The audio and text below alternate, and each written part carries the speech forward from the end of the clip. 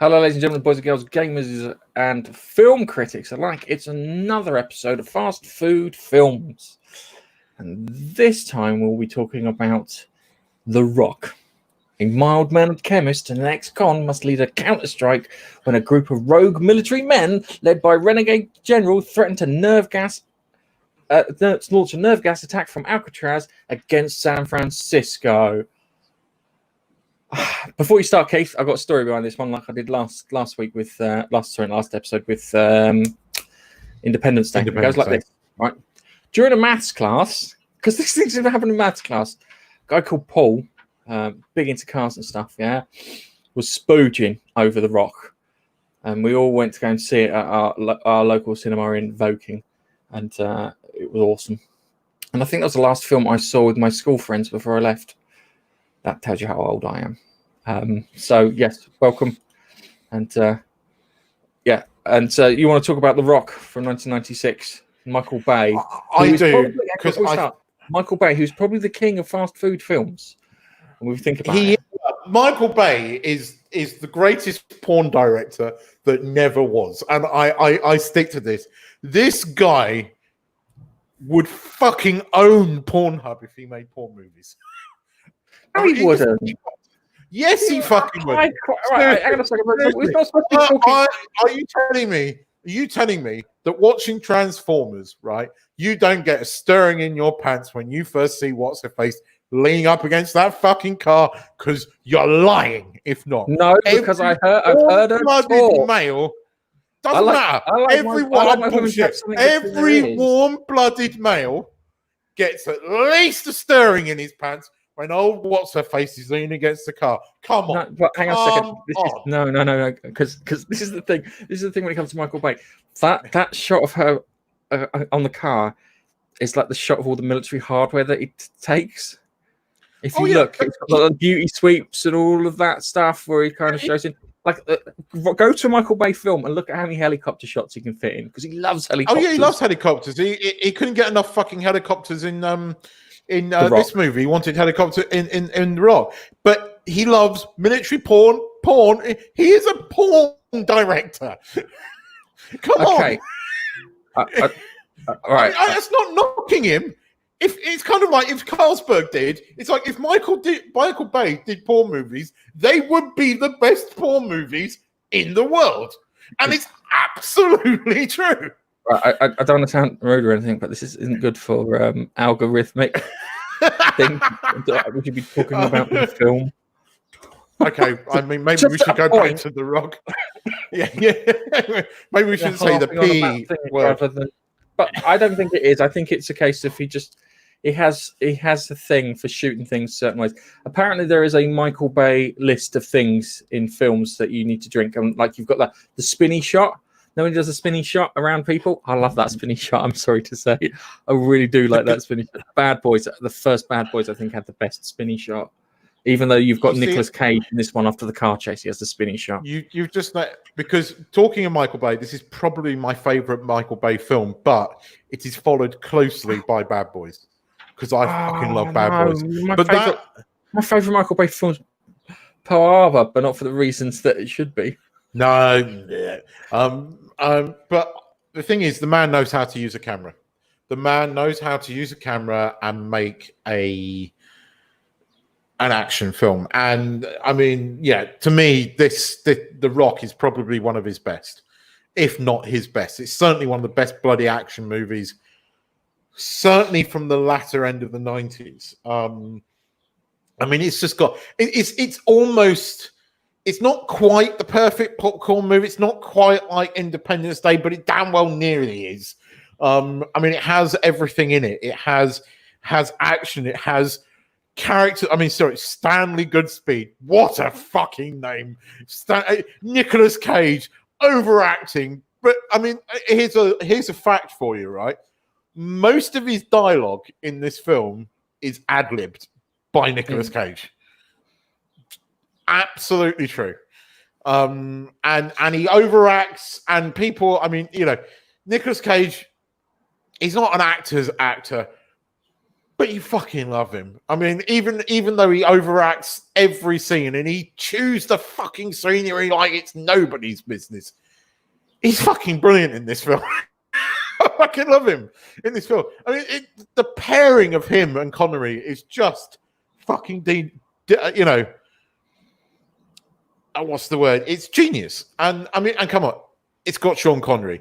I mean, immediately, I mean, there you see a Michael Bay film and its levels there. Then you see it starring Sean Connery. It immediately goes up fucking 5 levels, doesn't it? I mean, come on. It just does. Sean Connery adds 5 fucking levels to every movie he's in. In a wheelchair with a blanket over him. Oh, leave him alone. He's allowed a retirement. He's a legend, Sean Connery. He was James fucking Bond. Come on. But I think the thing I like about this film is that the bad guy is a bit more 3-dimensional. For a fast food film, it's got a bit of a 3-dimensional bad guy. Because it has 2 other bad guys in it who are not one played by an actor with a brilliant voice. What's his name? Tony Dow. He's got such a great voice. He's one of those people like Morgan Freeman, like who's a really loud guy? Gordon's alive. Who's he? Brian Blessed. Brian Blessed's fantastic voice. Christopher Lee, another fantastic. That kind of, it's like aged to perfection voice. He must smoke and drink, vodka and whatnot. Tony Dow as one of the bad guys, because you sit there and go, he wasn't the bad guy. Hummel, who was Ed Harris's character, wasn't the bad guy in The Rock. He was trying to get something done. He was doing bad methods for it. You had the 2 good guys. I don't know who the little fella was. He looked a bit rubbery. Yeah, but he gets his comeuppance, which doesn't he? He meets his end, which is really good. And the other thing is the bad guys do get satisfying endings. But we'll come back to that because there is a massive movie mistake when Ed Harris's character meets his demise. Are you talking about the mat? The crash mat, yeah. It's so blatant. How the fuck did they miss that? His name's Tony Todd, by the way, not Tony Dow.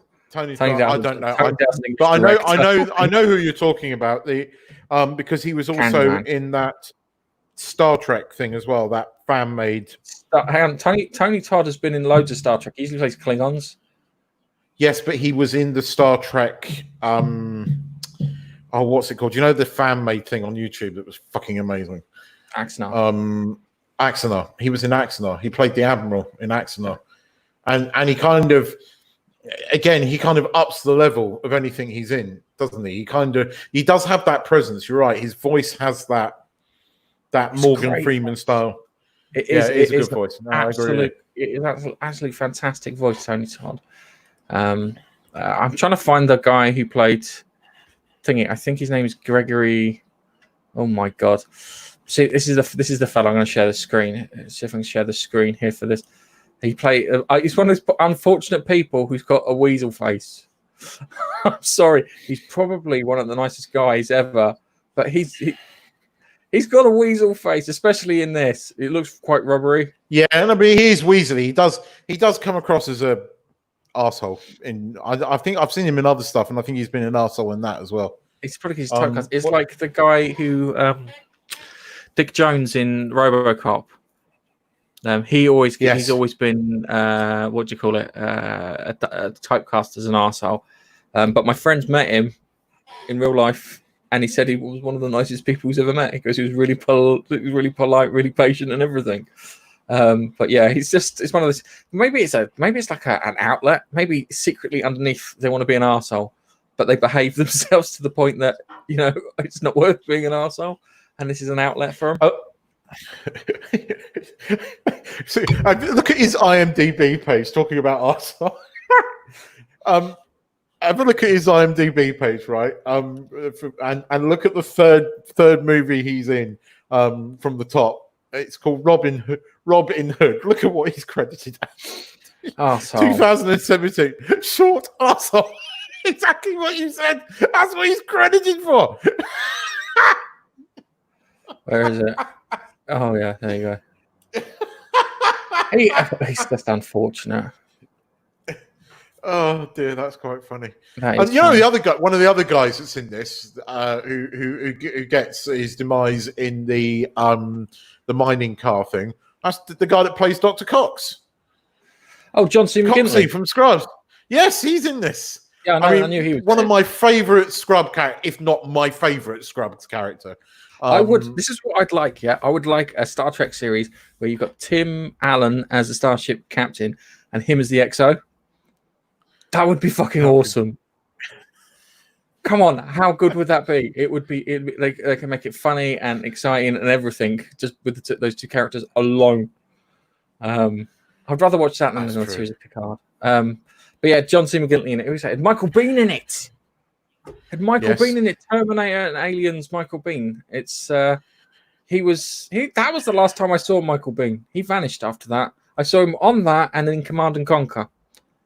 And then he just vanished off the face of the earth. I'm assuming he must have pissed someone off somewhere for him to disappear like that. Because Michael Biehn was one of these people who should have been huge, but he wasn't. But hey, but I mean, Coxie wasn't very famous when he was in this. I mean, he had a very bit role in this, but then he went on, as I said, to just to play the legend that was Dr. Cox. Some other, I mean, we'll go through the sort of story briefly because I've got quite a few interesting facts around this. I found a lot more about this than I did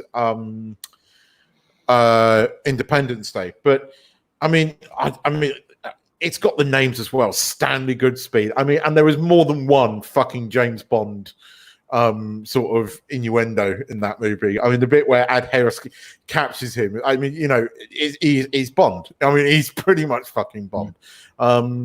This was the last time Sean Connery really played Bond. I mean, I love Sean Connery in this film. I love all of his roles in it. There's a story behind the fact that, because this is a Disney produced movie, and Disney, being Disney, weren't particularly happy with what was going on because Michael Bay likes, you know, to blow shit up and wants lots of helicopters, and they were trying to keep him in check. So Michael Bay, being Michael Bay, was off for a meeting to get his ass kicked, and Connery famously stopped him and goes, "Where are you going?" He goes, "I'm off to see the Disney execs." He goes, "I'll come with you." And so Michael Bay's walked in there, and they're all ready to give him a dressing down. And then in walks Connery, and they were all like, and Connery just went, "Stop giving him shit," and they all fucking went, "Fine." And that's pretty much how it went. But no, I mean, I know that the producer had a go at him for the amount of bloody helicopters he was using. He turns around and goes, "This film, oh yeah, it's just got to be fucking helicopters. There's more helicopters than people," because he loves it. Because we went back to that. He loves his military hardware stuff. He also used the wrong type of planes for the US Air Force. I had that down. I had that as a fact for you. He used F-18s, which are flown by the Navy and not the Air Force. And it was pointed out to him, and he went, "I don't give a shit. They look cool." That was his response. And he's not wrong. Yeah. There is something quite cool about those F-18s flying, even though it's CGI, of them flying under the Golden Gate Bridge. They never do that. Cool. But again, that breaks their 500-foot rule. They wouldn't do that. I know. But that's why it's CGI, Gareth. But I mean, again, you can say what you like about Michael Bay, and I've got, a shitload of criticism. The guy is an amazing cinematographer. I mean, he just does. He has a style that is immediately identifiable. You can watch. You're watching a Michael Bay film. He does those low camera. He was doing gimbal fucking shots before gimbal shots were cool. I mean, he was fucking doing gimbal shots cool. It's weird. Yeah. I would put Zack Snyder in the same category as Michael Bay, where they're great visual directors. If you want something visual, you're watching a Zack Snyder film when you're watching a Michael Bay film. They're only two I think you can pair them together like that. I'm trying to think of other ones that don't quite cover the drama and other parts. But it's the way he does shot and his colorings and his filters that he uses on the camera. And the thing is, unlike a lot of directors, it's Bay behind the camera. Bay likes to operate behind the camera a hell of a lot.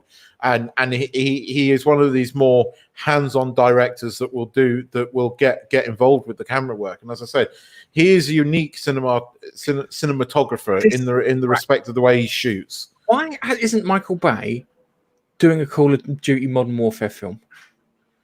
I have no idea, because he would be fucking made for him.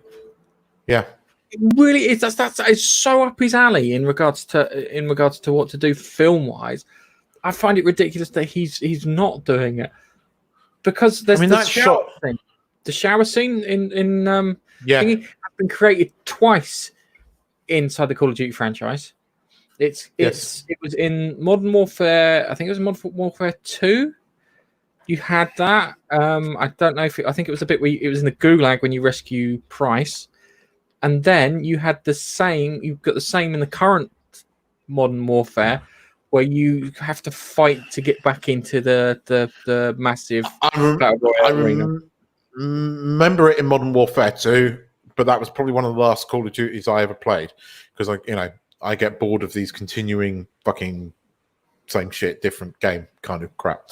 But I remember going to this scene. I remember seeing this film at the cinema and just loving it. It again, the idea of this series of videos is that we call them fast food films, is because it's a film that you can just bung on, forget the fucking outside world, and have 2 hours of fun. And it is a fun movie. It's not quite the family-friendly movie that Independence Day is, depending on where you watch it, because it's been censored to fuck, depending on where you watch it. There's several scenes that were cut out. There were several scenes that were put back in again. But if you get it on Blu-ray, it's the full film. But I mean, it's so over the top. But it's over the top in the good way. There is a fine line in action movies where you can go over the top and it just be stupid. And Michael Bay has done that more than once. But in this, it's balanced perfectly. Hence why I think it is probably one of his best. I love Bad Boys 1 and 2 and 3, actually. I like Bad Boys 3, although he only produced that. He didn't direct it. And you can tell. It's not shot as well as Bad Boys 1 and 2. Nowhere near, actually. And it misses that Michael Bay style photography, and that sort of low shot on the Miami thing and the plane landing, which he loves to do. Bad Boys 3 misses that completely. But this it just had a good story. It had goodies and baddies. But in Ed Harris's character was the surprising thing, because it sets him up as the bad guy, but you're right, he's not the bad guy in the end. In actual fact, the FBI guy, John Spencer, who we'll talk about again in a minute because I adore him, he's really nasty. He's far more nasty than the general, really. And he's probably one of the only bad guys that really doesn't get his comeuppance, although he doesn't get to capture Connery. I do find it funny because after he gets caught by Hummel and locked in the cells with Stanley Goodspeed towards the last third of the film, and he decides that he's fucking off the island after he meets Hummel. Yeah, and he turns around and goes, "Why are you leaving?" Because he's not going to pull the trigger. He says, "Because what do you mean?" Because I looked into his eyes. He's not going to do it like that. And he's just fucking off because he's like, "Well, he's not going to pull the trigger." Because what about the others? And it was like, "Okay, mate, they might." Yeah, but he comes back and saying, but I love that scene when they're in the cells and Nicolas Cage is doing his typical overacting and getting all fucking pissy. And he goes, "When are you going to break us out of it?" And then the cell doors just go like that. And Connery just taps him. He goes, "How did you do that?" He goes, "Trade secrets, my son." I love that. I fucking love that. And I love the fucking Area 51, the Roswell references in this. Like they are real. That was when the FBI director references the alien landing in 1947, like it was some serious thing. I love that little Easter egg. Right. What I want to say is that there was a conspiracy behind the UFOs in the 90s, but it's not the conspiracy that you think it is. Oh, Would you like to tell you what the conspiracy is, and you'll go, ah. Here goes. All right. Well, one of them was the testing of the triangular one was not even close. It goes like this, yeah. You had all these UFO programs that were being made, yeah. So all the electronics companies that were making camcorders at the time were paying for these to be on TV. The reason they were paying for them to be on TV is because everyone was buying video cameras in case they saw a UFO, and it acted as a good sales pitch. That's the conspiracy behind the UFOs. Mate, in the 90s, you could take out insurance against alien abduction. Even one of them had a fucking catchphrase, "Beam me up, Scotty, I'm covered." Seriously, I'm not fucking joking. But I just loved the reference in the film. I thought that was great. And I love the car chase. The car chase is great. I love the really fucking stereotyped German guy. Oh, my hammer! In the scene where, because Connery steals the Hummer, and then of course Nicolas Cage steals a yellow Ferrari. Not a red one. No, they went with a different thing. They went a bright fucking yellow Ferrari. And I tell you what, an interesting fact. They had to, I think it was something like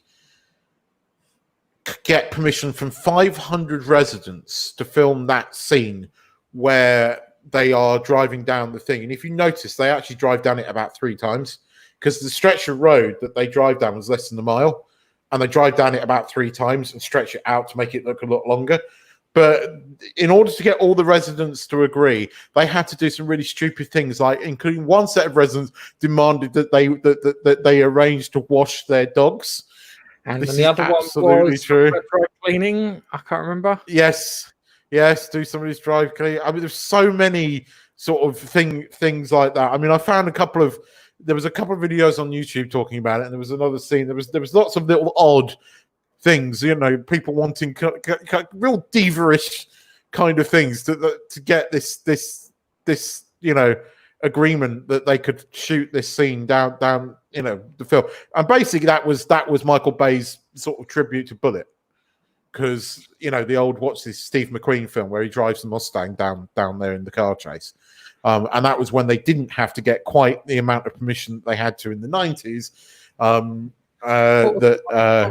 What was it? The French Connection with Gene Hackman, where the stunt man just like him and the driver just went out and filmed like at 6 o'clock in the morning and got the shots that they needed. Yes, but that was based on back in the 70s when you could just go, fuck it, no, if we don't get caught, everything will be fine. But the guy that did that, I think, was a guy that filmed doing something similar in Paris. I think it was shot in the early 70s, where he fucking donuts around the Arc de Triomphe at 6 o'clock in the morning and does this mad chase all the way through the city. And it's the same guy. And I think he's never been caught. And the people don't know who he is. And I'm pretty damn sure that the guy that filmed the whole Gene Hackman thing was the same guy. Not sure. I'll have to check on that. But it was certainly eminent of a guy. There was a video of a guy doing this stunt drive through Paris at stupid o'clock in the morning, and I think it's the same guy. And if you watch that, it's nuts. It's fucking insane what he does, and it's totally real. But then there's lots of nutters in France that like to make like jumping on the back and train surfing. That's a thing in France, and those trains go fucking fast. Yeah, there are YouTube videos of idiots train surfing. That might explain why the last 3 times I've come back from Paris, my train's been delayed. So it's a thing in France. But yeah, I mean, that car chase, it's a brilliant car chase. And I like it when he meets up with his daughter and Stanley turns up, but then Stanley, is nice to him and doesn't just lock him up, even though he's been through hell to catch him. Poor old Stanley. I mean, again, the whole notion that he is this amazing chemist is ridiculous. But if you don't think too much about this film, bit like Independence Day, it's fun. But anyway, should I get into my interesting facts, or should we go through more of the thing? Because I've got more of the films. Because let's start off with. Because he did quite a good introduction where Hummel and the guys steal the VX gas, and then then one of them gets killed by it, which is something that kind of people forget to kind of set up in what do you call it, films these days. Which I like that little thing. And then they also showed how what's his name, Nicolas Cage disarms that baby doll thing in the case, which is cool. That I've been in chemistry labs. None of them look like that. That was a set. I'm sure the people who built army bases will probably say the same. Right. But I like that scene where it's like, you expect me to put this through my heart? Yes. that scene is funny. It's quite comedic, this film. But these are good setups, yeah? Because you have the setup for Stanley, you have the setup for Hummel, you have the setup for the gas, then you have the setup for Mason's character when they go to break him out, when they take him out of prison, and he escapes the hotel suite by attacking his captor. What's his name? The FBI agent, the old fella. I forget, the actor is John Spencer. But I can't remember. Hang on, I'll find it because I know exactly. I'm supposed to have these things to hand. I do have these things to hand. Hang on. He was Womack. That was it. FBI Director Womack. Womack. Sorry. Womack. Yeah. Yeah, and he throws him over the thing with the cable, so everyone rushes to help him as he fucks off, and then he has a chase with Nicolas Cage. So you get his setup. So this is something that's missing from films. They don't do enough of this, where the whole beginning of that film is a setup for everything. Yeah, it's a setup for the island. It's a setup for Mason. It's a setup for Womack. It's a setup for Goodspeed. It's a setup for Hummel. It's a setup to for like kind of even John C. McGinley's character. The only person who didn't set up was Michael Biehn, and that's because Michael Biehn was going to get killed. So they set all of this stuff up, and then it's like kind of we'll sort the island out, and we're gonna bomb it with thermite plasma. Whatnot, which I'm sure is just aluminium oxide. It's just hot aluminium oxide. Sorry. Well, there's quite an interesting thing around the whole chemical thing, which we'll get into in a minute. But you're right about the chemical. Yes, just don't. I will give the. I know. I've got. This is what you do to me constantly. I know the history. I know the unofficial. We'll come back to it because it's very interesting. The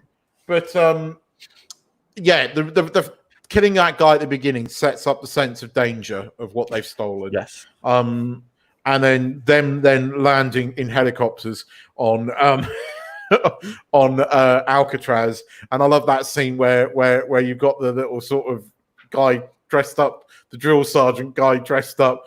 And they kind of intimidate him, tower over him. That's quite a good little scene. And then the car chase, and then here sort of Goodspeed sort of persuading Mason to help, and then Goodspeed finding out that he's got to go with them, and then the sort of whole underwater arrival scene, which the studio tried to stop happening, and Bay insisted it happened.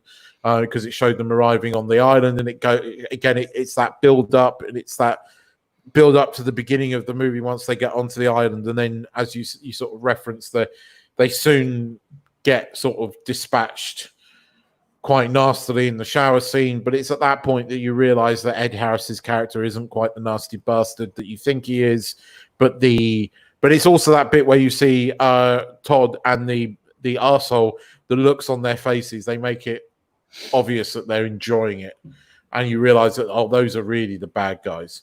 And then from then on in, it's done well. I mean, there were things that were cut from them, because soon after that scene they have to escape because they're walking through the sort of under tunnels of Alcatraz, and they get overheard, and then there's this whole sort of minecart chase scene. Initially they weren't going to be on the sort of mine cars. The bit at the end where the mine car crashes and Stanley's thrown into a hanging ones. Yeah. And the thing is that whole sort of running track made to look a lot longer. They only had like 100 foot of track, and they had to keep recycling again the same shots to make it look longer. It's still a great scene. If you know anything about the filming of Aliens, They only had 6 alien costumes. Yes, but they had to go out of the way to make it look like there were fucking millions of the bastards. So I can understand him using a piece of track like that. And I still love Aliens. I know you love Alien, and I know why you do. And it is a cinematic masterpiece. But I love Aliens because there's more action in it. It's more my type of movie than Alien was like this psychological horror thriller. Aliens is it's a sci-fi slasher action film. Basically, that's what Aliens is. It's the same with Terminator. Terminator's technically a slasher flick too. But again, Terminator is very different to Terminator 2.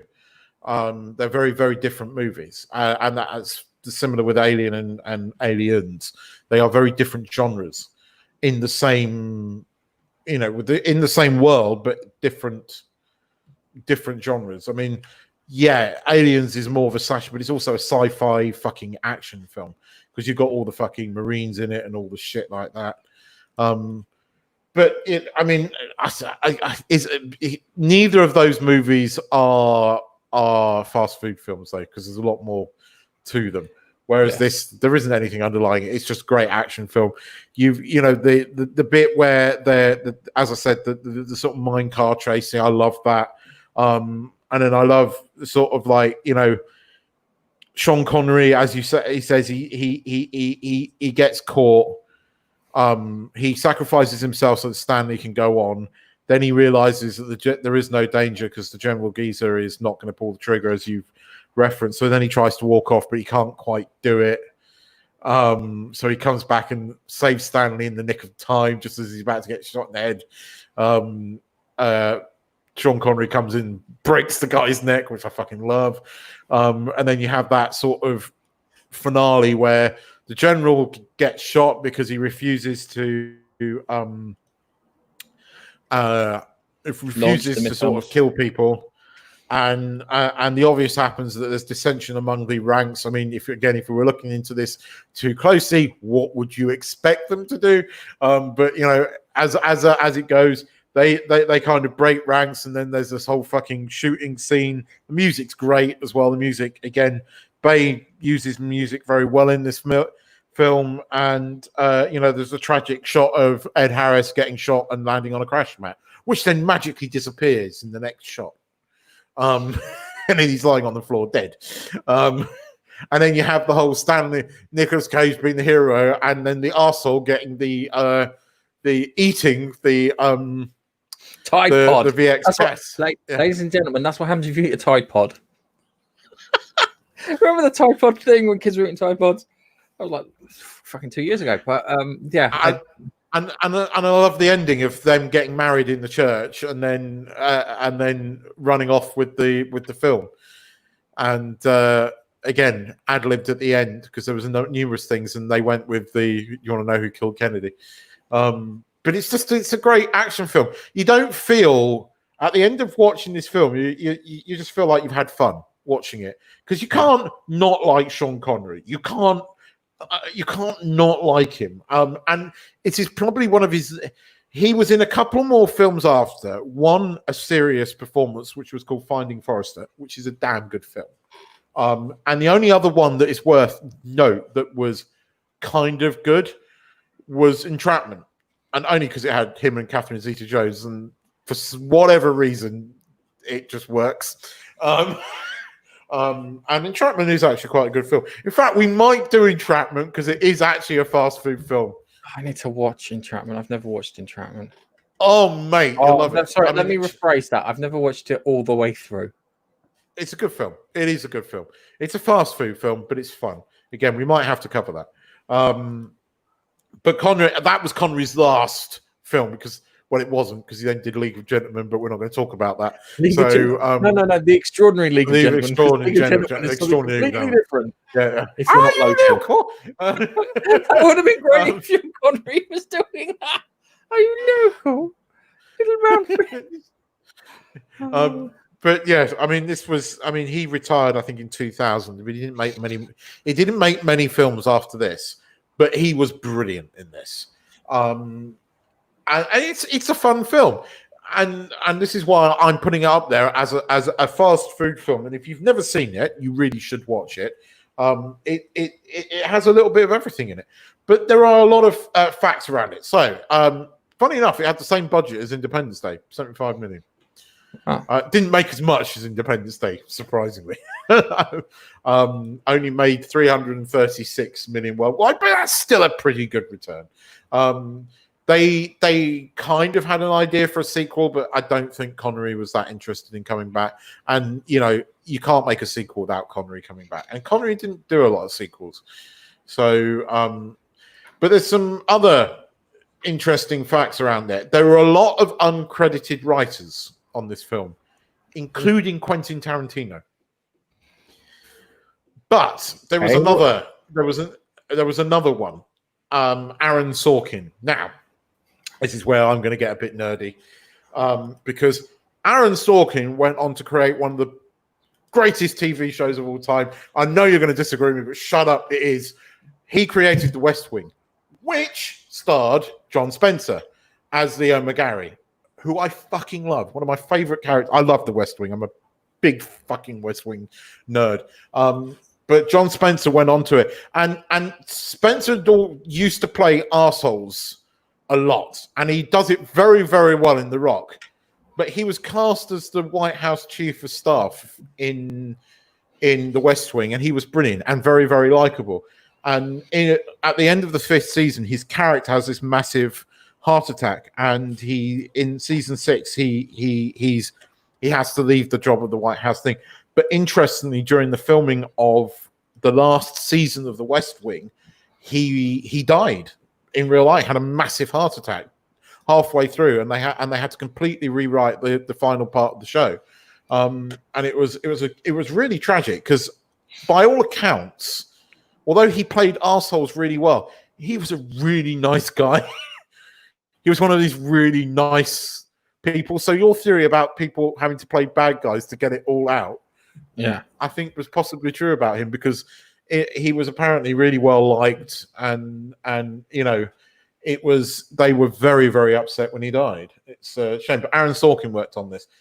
Another one was a guy that Jonathan Hensley, who did Jumanji, Die Hard 3, which I like, and Armageddon. But again, because he didn't, there's this weird rule in Hollywood where if you don't contribute more than 50% to the script, you don't get a credit. And so this guy didn't get credit. And interestingly, Bay went to town to try and get him this credit for the thing. He tried to change this and was involved in protesting against it. So, I mean, a lot of people say Michael Bay is an arsehole, but he didn't have to do that, and he did. I don't think to be an arsehole. I just, you know, it might be. A lot of people a bit full of himself, but not an arsehole. I know a lot of people said he's an arsehole. There's been some Me Too shit around him and all that kind of crap, but you know. You think? I don't think he's an arsehole. I think he's a Republican. Yeah. That's what it is, because that's for people in Hollywood. Those two are interchangeable. There's an interesting fact about Sean Connery, because a lot of the film was shot on Alcatraz. The studio wanted it all shot. I thought you were going to say all shot in Sean Connery's back garden. Well, no, Sean Connery, as part of his contract, demanded that they build him a cabin on Alcatraz, because he couldn't be asked to travel to the island every day. So literally, for the amount of time that they were shooting on location at Alcatraz, Sean Connery lived in a cabin on Alcatraz. Did he? I mean, that's brilliant. So yeah, that's interesting. Do you know that originally it wasn't going to be Nicolas Cage that was going to play Stanley Goodspeed?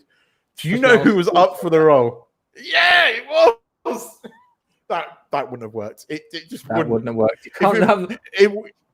I am a chemistry nerd.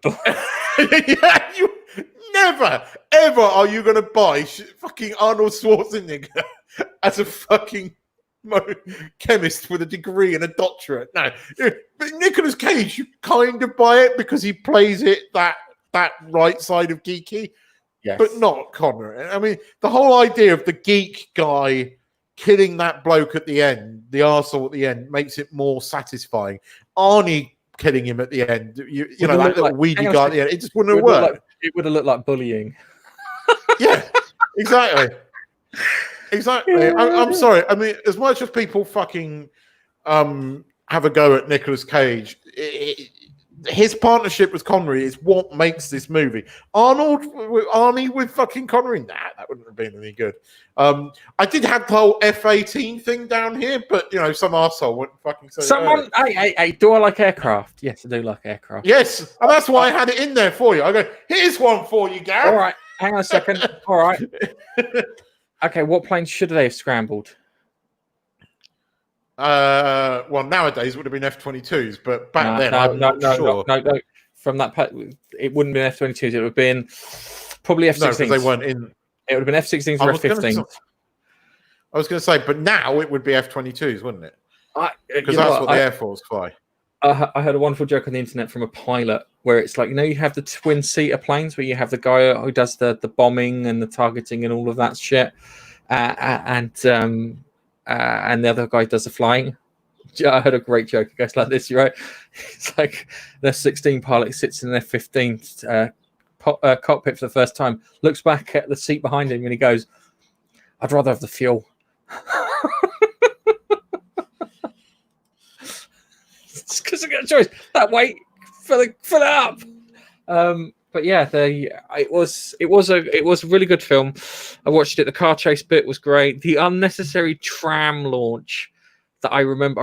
Oh, really yes, clearly, where a tram launches upwards, not over. Yes, upwards. It gets hit from the side and goes up. Yeah, that poor old tram. That poor old tram. And you don't see. You don't see the guy jump off it, do you? The guy goes. You know, no, they're all fine. They're all fine in that, apparently, miraculously.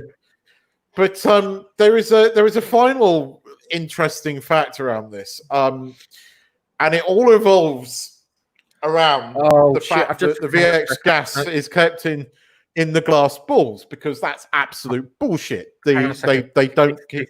Yeah, I've just realised something. Yeah. In the film, when he steals the Humvee, he steals it from a very effeminate German man who's into Humvees. Arnold Schwarzenegger, German fella. He was really into Humvees during the 90s. Do you think that was a pardon? Austrian then. Arnold Schwarzenegger. Yes. All right then. An effeminate Austrian man. Okay. Do you think that was a poke at Arnold Schwarzenegger? Probably, yeah. Probably. Yeah. I remember him being like, "Oh, I love my Hummers and smoking 20 cigars in the cigar lounge every day." It's like, oh, good for you. There is, as I was saying though, there is an interesting fact, and it involves politicians and all sorts of shit.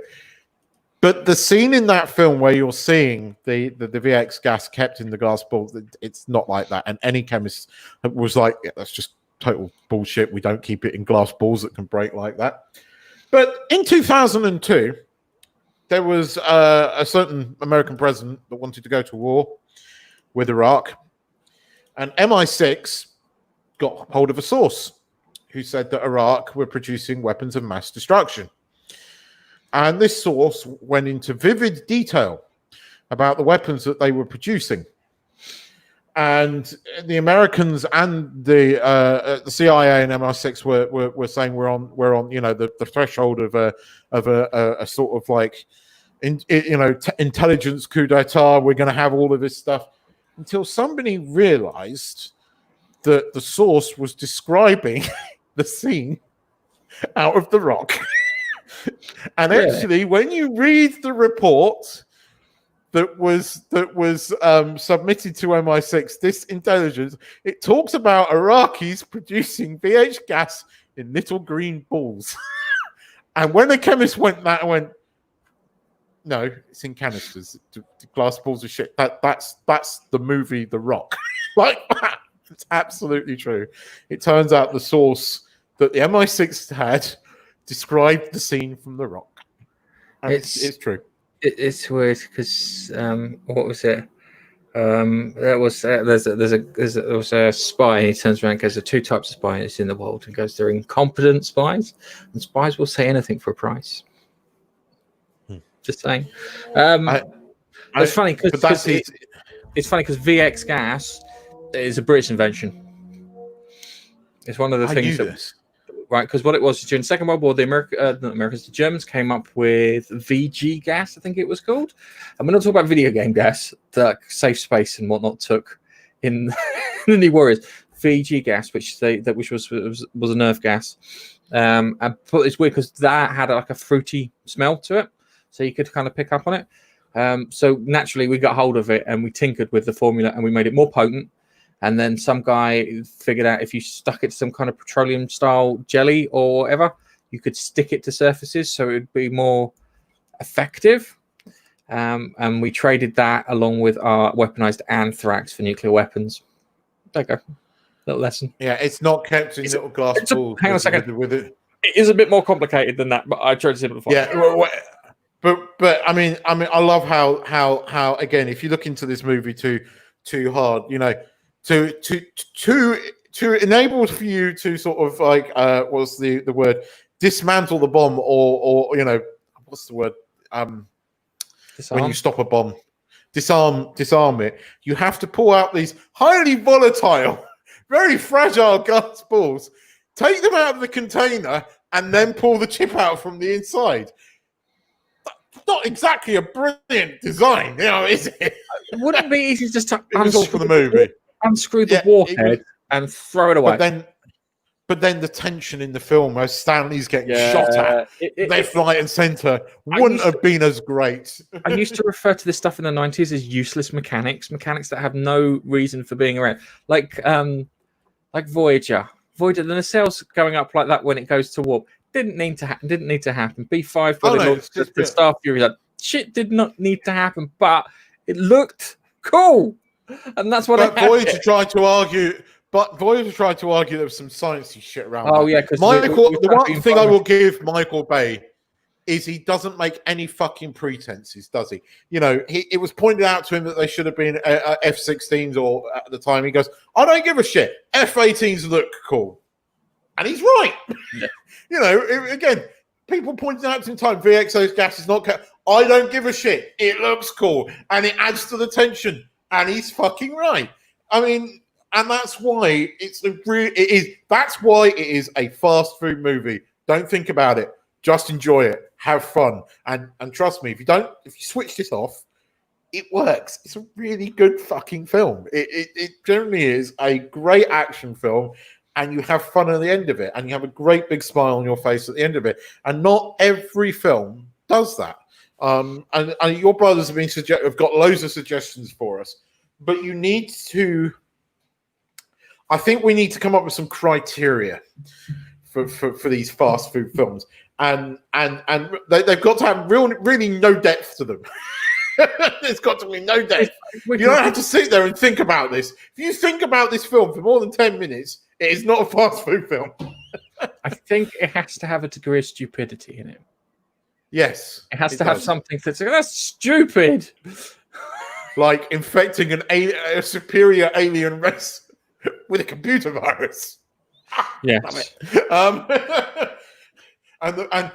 the world's longest 30 seconds, or in this, VX gas been kept in little glass balls. Oh dear, no, I love The Rock. I watched it again the other day, and I watched the extended cut. Not that I noticed any difference. It's been a long while since I watched it. And I had a smile on my face at the end of it. I love it. I love the action scenes. I love the car chase because it reminds me of Bullet. It's great. Everything in this film is great. It's not a bad film. How can you not like it? If you're a bloke and you're into your action film, how can you not like The Rock? It's brilliant. Unless Nicolas Cage winds you up, because I know he does irritate some people. He was fine up. He was fine up until like 2000, and then that's when he went a bit weird. Even though I know he does live in an English village. As much as people say this, I'd love to have seen him in Kevin Smith's Superman. Or, was it? Yeah, because they were having him. Kevin Smith wrote the script. It was going to be directed by what's-his-face, wasn't it? Weirdo. director, and the pictures of Nicolas Cage and that. So I would have loved to have seen a Nicolas Cage Superman movie, because I think it would have been so fucking batshit crazy. It would have been something mad. I curiously, I was dead against people, because now that Tiger, what's his King is so popular. I was dead against, we're going to have, we're going to make a movie out of this and people are going to pay him. I was like, oh, shut up. That's just cashing in on it. But I have to say, kind of want to see Nicolas Cage, who has been cast as Joe Exotic. I'm now kind of interested. It's like, this is weird, because I'll be honest with you, Keith. That might be, how can I put it, a lead into our next fast food film starring Nicolas Cage. Yeah. And there's a hint. It could be. So I've got to see him. I've got to see him as Joe Exotic. Yeah. I just do. But yes, so The Rock, 1996. Fucking watch it if you haven't done. Yes. But again, I know that these movies most of you have watched, but we like to do a deep dive and give you some interesting facts about them. And I think we've done it this week. It looks like it's available on Amazon Prime Videos. Pay it on demand, I'm afraid. The iTunes Store, Google Play, the Microsoft Store too. So you should be able to get it from there. And happy watching. Yes. And we will be back with another one of these in a couple of weeks' time. And yes, we've got another one from 1990. 1996? No, I might be wrong there. 7 or 8, I can't remember. Yeah, it was after The Rock, wasn't it? It's the next year, 1997. 1997. Crikey, he was cranking him out, wasn't he, old Michael Bay? Good on you. Anyway. He was. And on that note, we'll say goodbye. Thanks for watching. Goodbye. Thanks for watching. Bye-bye.